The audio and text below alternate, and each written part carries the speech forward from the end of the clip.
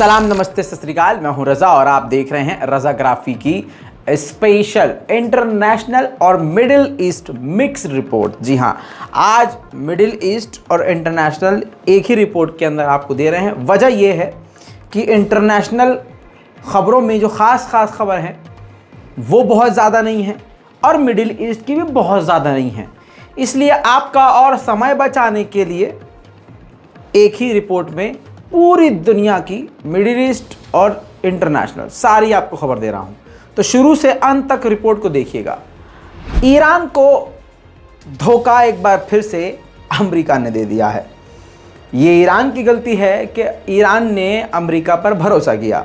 याद होगा मैंने बताया था कि ईरान ने अमेरिका के 2 कैदियों को छोड़ा और अपने कुछ रकम इसके बदले ईरान ने जो है अमेरिका से कहा कि रिलीज़ कर दे और पहले ही अमेरिकी कैदियों को छोड़ दिया। मैंने कहा था कि ये बेवकूफ़ी है ईरान की, और देखिए अमेरिका ने वही किया।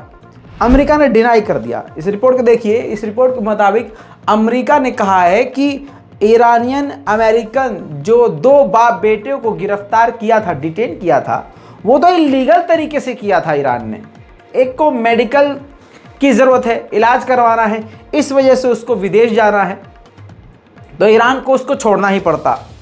दूसरा उसका बेटा है, उसको इलीगल तरीके से, जो गैर कानूनी तरीके से डिटेंशन कैंप में डाला हुआ था, डिटेन किया हुआ था, ज़बरदस्ती उसको परेशान कर रहा था। कोई उसका कानून ऐसा नहीं था जिसके तहत उसको गिरफ्तार किया जा सके। ये तो भाई इलीगल था, इलीगल तरीके से आपने गिरफ्तार किया तो आज आपको छोड़ना पड़ा। और जब आपने अपनी ही गलती सुधारी तो इसके लिए हम आपकी रकम क्यों छोड़ें। ये कहते हुए ईरान को अमेरिका ने धोखा दे दिया और अमेरिका ने कहा कि ईरानियन जो मीडिया है इसको प्रोपेगेट कर रहा है और ये दिखाने की कोशिश कर रहा है कि हमसे डील हुई है, जबकि हमसे कोई डील नहीं हुई थी। दोस्तों, इसीलिए कहता हूँ एक से बढ़कर एक जलील अमेरिका इजराइल। अमेरिका पर भरोसा करना, इजराइल पर भरोसा करना ऐसा है जैसा अपना सर दीवार में मारना। वहीं दोस्तों, कल मैंने ट्वीट भी किया था और मैंने आपसे हमेशा ये कहा है कि आप इंस्टाग्राम पे और ट्विटर पे मुझसे जुड़ जाइए। ऐसा कई बार होता है कि कुछ ऐसी चीज़ें आती हैं जो क्विक होती हैं काफ़ी ज़्यादा, तो मैं ट्वीट कर देता हूँ और इंस्टाग्राम पर थोड़ा अलग अंदाज में बातों को रखने की कोशिश करता हूँ, लेकिन आप समझते नहीं हैं। खैर, कल एक खबर आई कि ईरान का महान एयरलाइंस जो जहाज़ है वो जो चीन की तरफ जा रहा था, जब वो इंडिया के ऊपर, दिल्ली के ऊपर आया तो ख़बर ये मिली कि महान एयरलाइंस में बम है। जिसके बाद महान एयरलाइंस ने दिल्ली के ऊपर 3 से 4 चक्कर लगाए और परमिशन मांगी भारत से, लेकिन भारत ने इनकार कर दिया। मोदी सरकार ने उस फ्लाइट को उतरने नहीं दिया, परमिशन नहीं दी, जिसके बाद उस फ्लाइट को चीन की तरफ आगे बढ़ना पड़ा। इसी दौरान जांच की गई, फ्लाइट हवा में थी, वहीं जांच करते रहे और इसी बीच में भारत ने अपने फाइटर जेट से एस्कॉर्ट किया, यानी पूरी तरह से चारों तरफ से घेरा इसको और भारत के बिल्कुल बाहर चीन के एयर स्पेस में ले जाकर इसको छोड़ा। इतनी दूरी तय करते हुए क्लियर हो गया कि ये जो बम की अफवाह थी ये सिर्फ अफवाह थी। ईरान के महान एयरलाइंस में ऐसा कोई भी विस्फोटक बम नहीं मिला।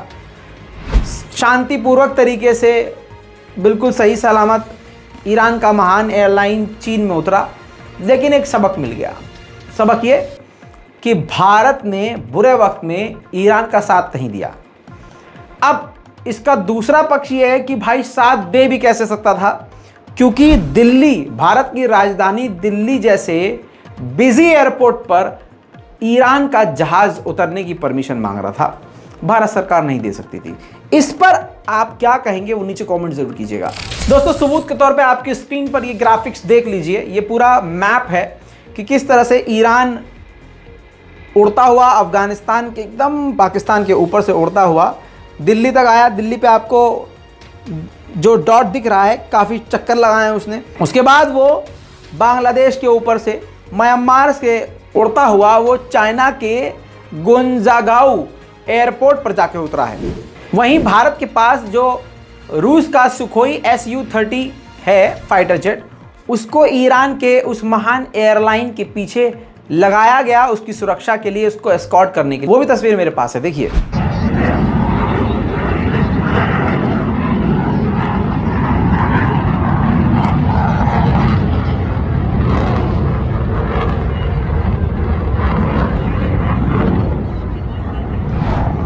दोस्तों, इराक के कुर्दिश इलाके में कुर्दिश लोगों को निशाना बनाते हुए ईरान ने कई अटैक किए थे, बड़े अटैक किए थे, मतलब हवाई हमले किए।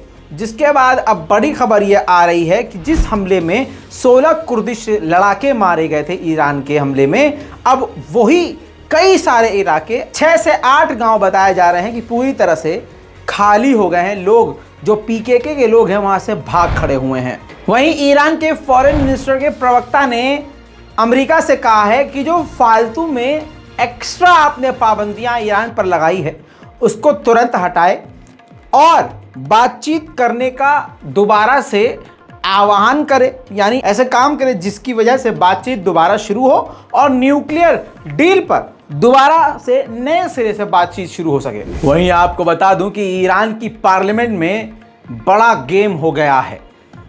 नहीं लगता कि ईरान की इस हरकत के बाद अमेरिका शांत बैठेगा या नरम पड़ेगा। ईरान की पार्लियामेंट में डेथ टू अमेरिका के नारे लगाए गए, जिस नारे से पूरा ईरान का पार्लियामेंट गूंज उठा था।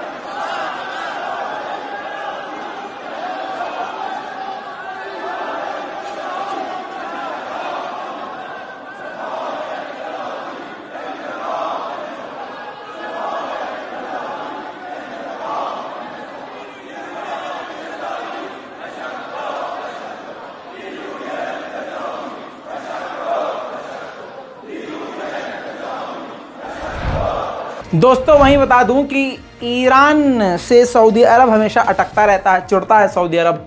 अब आपको बताऊं कि ईरान की तरफ से जो ज़ायरीन आए थे, जो हाजी लोग आए थे, जो हज करने की नीयत से आए थे, माफ़ कीजिएगा, तो उनको सऊदी अरब ने उन ईरानियों को डिटेन कर लिया था, न वापस जाने दे रहा था, न हज करने दे रहा था। तो ये बेगैरती थी सऊदी अरब की। जुलाई के महीने से ये डिटेन किया हुआ था। इसके बाद अब जाकर, क्योंकि इराक और ओमान दोनों बीच में पड़े, दोनों ने सऊदी अरब को समझाया, जिसके बाद उन ईरानियों को अब जाकर सऊदी अरब ने रिलीज़ किया। ईरान की नरमी देखिए कि ईरान ने सऊदी अरब से कुछ नहीं कहा, सिर्फ इतना कहा, शुक्रिया। अब आपको मिडिल ईस्ट की एक बड़ी खबर बता रहा हूँ, ध्यान से सुनिए। 10 साल बाद इजराइल यूरोपीय यूनियन से मीटिंग कर रहा है। इस मीटिंग को काफ़ी अहम माना जा रहा है। इस मीटिंग में एक बार फिर से इजराइल के पीएम लैपिड ने उसी बात को दोबारा दोहराया, जिस बयान की वजह से खुद इजराइल में इनकी आलोचना होना शुरू हो गई थी। जी हाँ, उन्होंने 2 स्टेट सॉल्यूशन की बात दोबारा से रिपीट करी। उन्होंने कहा कि मैं चाहता हूं कि 2 स्टेट सॉल्यूशन जल्द से जल्द हो, लेकिन अगले ही कदम में उन्होंने ये क्लियर कर दिया कि ईरान के न्यूक्लियर डील के मैं सख्त खिलाफ हूं। वहीं आपको बता दूं कि पूरी दुनिया के मुसलमान इतने कमज़ोर और क्या कहूं मुर्दा हो गए हैं कि कुछ नहीं कर पा रहे हैं। मस्जिद इब्राहिमी के अंदर, अल्लाह अकबर, मस्जिद इब्राहिमी के अंदर यहूदी पूरे म्यूज़िक सिस्टम के साथ शैतानी नाच गाना कर रहे हैं। इन सुअरों की औलाद का बस चले तो ये वहाँ पर जिना भी करने लगे। खैर, वो तस्वीर आपके दिलों पे खंजर की तरह लगेगी अगर आपके दिल में इस्लाम की मोहब्बत होगी। देखिए और बोलिए और अगर दिल गवारा करे, इतनी हिम्मत हो तो कुछ नहीं कर सकते तो इस रिपोर्ट को शेयर कीजिए।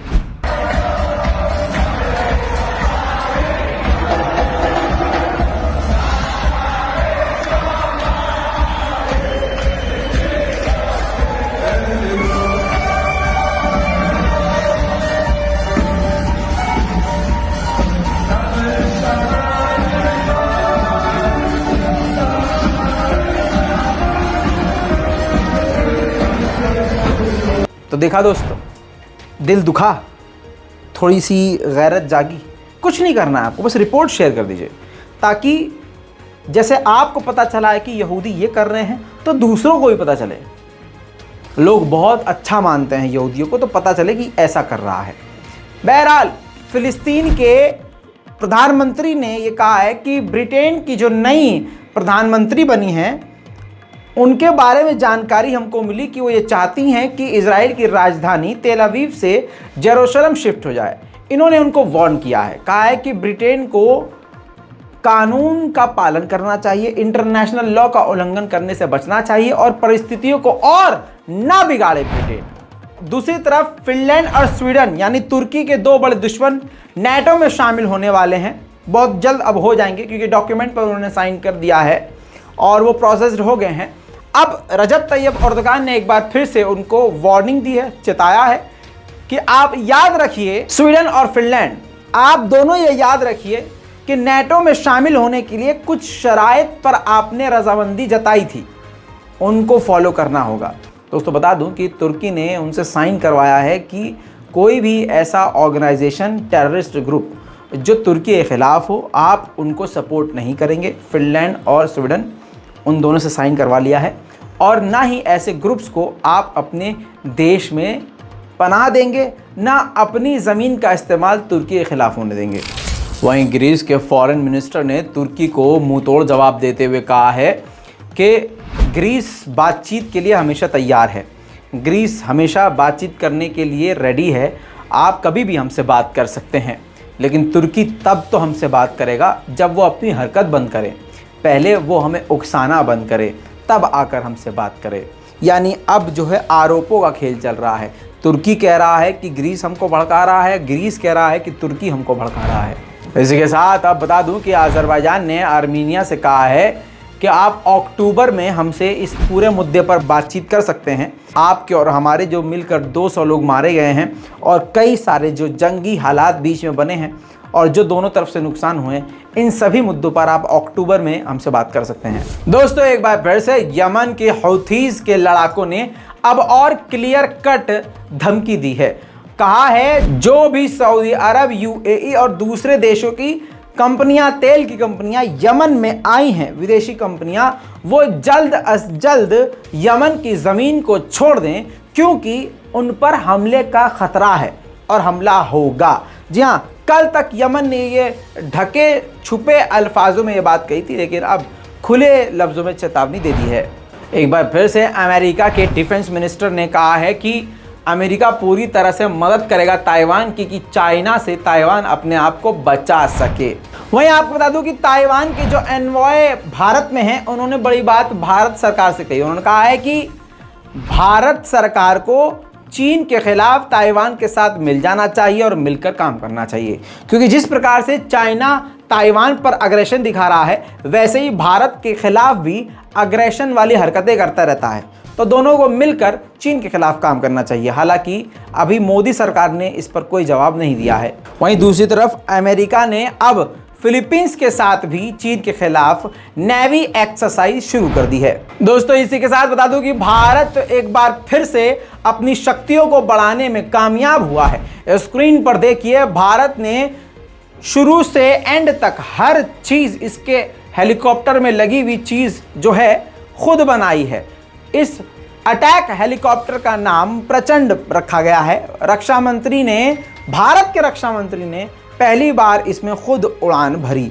इसको भारतीय वायुसेना को सौंप दिया गया है। 1 मिनट में 750 गोलियां दागता है। ऐसी खतरनाक ताकत है इसके अंदर कि दुश्मन पर यह भारी पड़ सकता है। बता दूं कि ये लाइट कॉम्बैट हेलीकॉप्टर है। यह एंटी टैंक और हवा में मारने वाली मिसाइलों से भी लैस किया जा सकता है। किसी भी मौसम में उड़ान भरने में सक्षम है। आंधी हो, तूफान हो, बरसात हो, कुछ भी हो, ये उड़ सकता है। आसमान से दुश्मनों पर नजर रखने में ये मददगार है। हवा से हवा में भी हमला कर सकता है। हवा से हवा में मार करने वाली मिसाइलों को ले जा सकता है।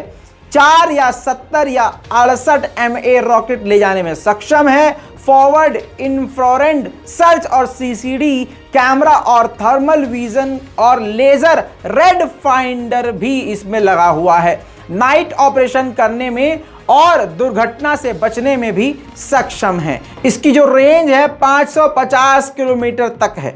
2 इंजन वाले LCH में ये पायलट के अलावा एक गनर बैठता है। जी हाँ, गनर भी बैठ सकता है, 2 पायलट भी होते हैं। खाली हेलीकॉप्टर का वजन 2250 किलोग्राम है, जबकि हथियार सहित ये 5800 किलोग्राम का वजन इसका हो जाता है। अधिकतम 268 किलोमीटर प्रति घंटे की रफ्तार से ये फाइटर अटैक हेलीकॉप्टर उड़ सकता है। एक बार में 1750 किलोमीटर का वजनी हथियार ले जा सकता है। इसमें 1430 हॉर्स पावर के दो इंजन लगे हुए हैं। जी हाँ, 1999 में करगिल युद्ध के दौरान सेना को अधिक ऊंचाई वाले स्थान पर हमला करने वाले हेलीकॉप्टर की काफी कमी महसूस हुई थी।